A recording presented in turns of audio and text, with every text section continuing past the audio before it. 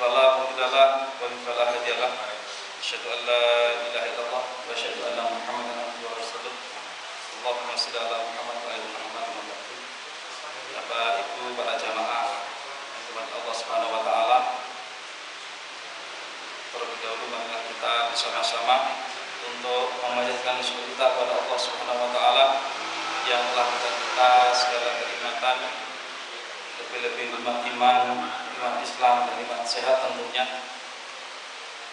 Dan juga Allah yang telah memberikan kita segala kekuatan, taufik, hidayah kepada kita sekalian, sehingga dengan kekuatan dan kesediaan Allah Subhanahu wa taala pada malam hari ini kita bisa melaksanakan yang Ramadan, yaitu sholat tarawih, dan insyaallah nanti akan kita lanjutkan dengan sholat witir. Bapak Ibu yang dirahmati Allah Subhanahu wa taala,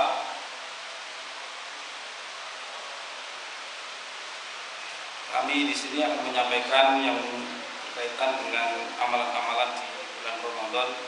Saya kira mungkin banyak penceramah yang sudah beberapa menyampaikan, tetapi tidak salahnya kalau saya menyampaikan, dan mudah-mudahan apa yang kami sampaikan nanti ini bisa menjadikan manfaat untuk kita semuanya. Yang pertama adalah bahwa yang patut kita syukuri, kita masih bisa melaksanakan puasa Ramadan, dan pada hari ini tadi siang kita sudah mendapatkan, kalau tidak salah 13 ya Pak. Iya. 13 hari, dan ini masuk pada 10 hari yang kedua. Insyaallah dengan kenikmatan dari Allah Subhanahu wa taala, kekuatan Allah, kita akan bisa menjalankan Syam Ramadan ini sampai nanti akhir di bulan Ramadan ini. Ada hal yang ingin kami sampaikan. Yang pertama yaitu adalah bahwa di bulan Ramadan ini kita perlu menguatkan diri kita untuk senantiasa menjalankan kewajiban-kewajiban kita, utamanya adalah sholat. Karena di bulan Ramadan ini sholat itu kan yang ada dua, yang pertama adalah yang wajib, yang kedua adalah sunnah.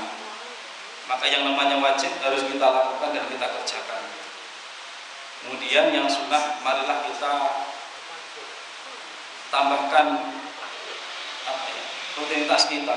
Ketika kita waktu awal sebelum Ramadan kita belum pernah melaksanakan ibadah yang bersifat sunnah, contohnya mungkin karena sunnah ini sifatnya menyempurnakan ibadah yang wajib, maka sudah seharusnya kita juga menjadikan ini ibadah yang wajib ini menjadi sebuah kebutuhan bagi kita. Maka perintah sholat itu di dalam surat Al-Baqarah ayat 5 itu disebutkan bahwa a'udzubillahi minasyaitonir wasta'inu bis-sabri was-shalah wa innaha kabiratu illa 'alal khashiin. Jadikanlah sabar dan salat itu sebagai penolongmu, dan sesungguhnya yang demikian itu sungguh berat kecuali orang-orang yang khusyuk. Jadi makna surat ini adalah ketika di dalam bulan Ramadan ini, marilah kita jadikan amalan sholat yang wajib itu menjadi penolong kita. Karena di dalam hadis Nabi itu ada disebutkan amalan seorang hamba yang paling utama dihisab itu adalah sholat pada hari kiamat nanti. Sedangkan siapa saja yang tidak menjaga sholat, maka dia tidak akan mendapatkan cahaya dan petunjuk keselamatan dari Allah di suatu kiamat nanti. Jadi kita harus berupaya semaksimal mungkin kita itu untuk menjalankan ibadah sholat ini, baik yang bersifat wajib, hukumnya wajib maupun yang hukumnya sunnah. Jadi ini amalan yang sangat penting. Syukur di bulan Ramadan kita bisa melaksanakan yang Ramadan seperti yang kita laksanakan pada malam hari ini secara rutin, tidak berkurang. Artinya kita bisa menjaga keistiqomahan kita ketika kita memanfaatkan momen ini yang di bulan Ramadan, bulan yang penuh berkah, yang penuh pahala ini, kita gunakan semaksimal mungkin untuk menjaga ketaatan kita kepada Allah Subhanahu wa taala. Kemudian yang kedua adalah yang perlu kita lakukan, kita membaca Al-Qur'an, atau istilahnya adalah kita terus membaca Al-Qur'an itu sendiri. Karena ini adalah perintah Allah dibagaimana dalam surat Al-Ankabut ayat 45 yang berbunyi a'udzubillahi minasyaitonirrajim watlu ma uhiya ilaika minal kitabi wa aqimis shalah.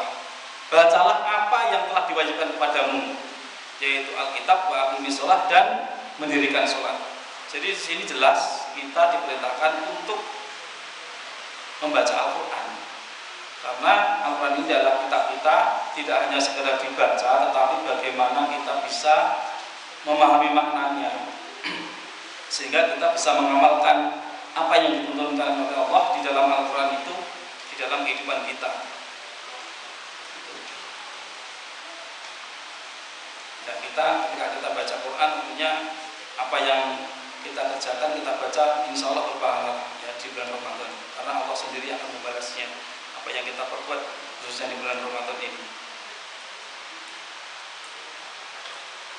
Kemudian inna sholata tanha 'anil fahsya'i wal munkar. Sesungguhnya sholat itu dapat mencegah perbuatan keji dan munkar.